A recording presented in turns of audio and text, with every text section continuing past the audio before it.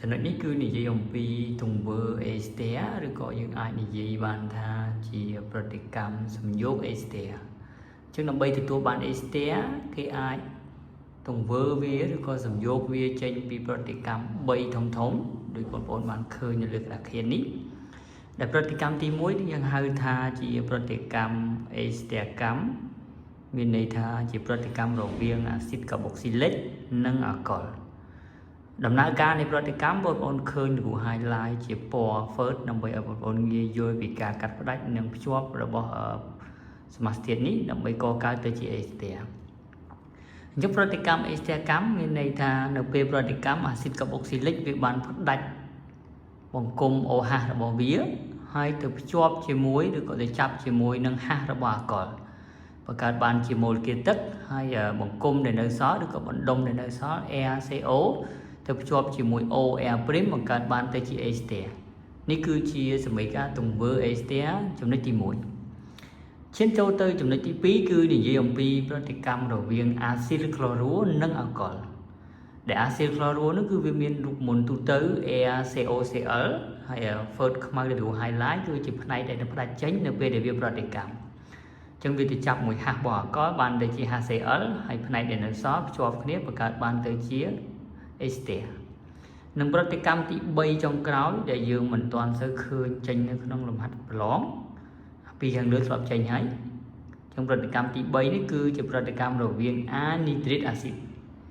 ដែលមានទម្រង់ ArCO OCO ហើយ Air ដូចគ្នាណាកុំច្រឡំដូចអេស្ទែគឺ Air' ចឹងពេលវាប្រតិកម្មរបស់ highlight ពណ៌ដែលវាទៅផ្ដាច់ហ្នឹងគឺទៅភ្ជាប់គ្នាទៅបង្កើតទៅជាអេស្ទែនិងអាស៊ីតកាបុកស៊ីលិកខាងឆ្វេងគឺជាសមីការទូទៅរបស់ប្រតិកម្មទង្វើឬសំយោគអេស្ទែតែផ្នែកខាងស្ដាំបងប្អូននឹងឃើញជាឧទាហរណ៍គឺ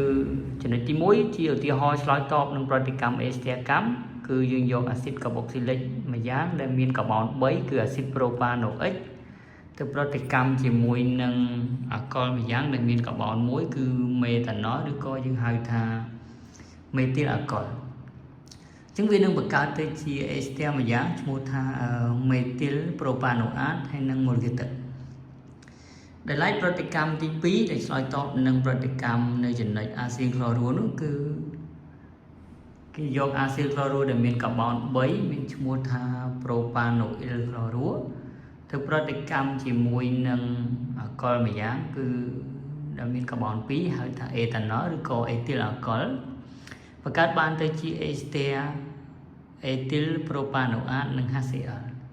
និងចំណុចចុងក្រោយគឺជាប្រតិកម្មរវាងអាស៊ីលក្លូរូដែលមានកាបូន2សំទោសគឺប្រតិកម្មរវាងអានីត្រិតអាស៊ីតដែលមានកាបូន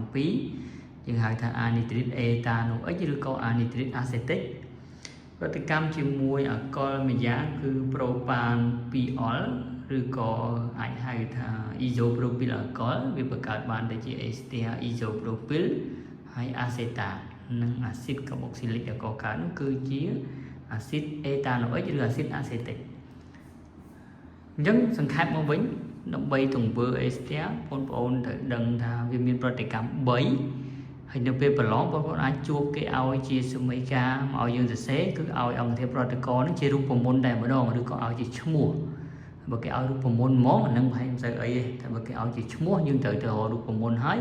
បានយកមកសរសេរសមីការប្រតិកម្មរបស់វាទៀតអញ្ចឹងទាំងអស់នេះហើយគឺជាសមីការទង្វើឬក៏សំយោគអេស្ទែទង្វើឬសំយោគអេស្ទែបញ្ជាក់បន្តិចមានន័យថាយើងចង់បានអេស្ទែអញ្ចឹងប្រតិកម្មត្រូវតែបង្កើតទៅជាអេស្ទែដែលកកើតឬក៏ទទួលបានហ្នឹង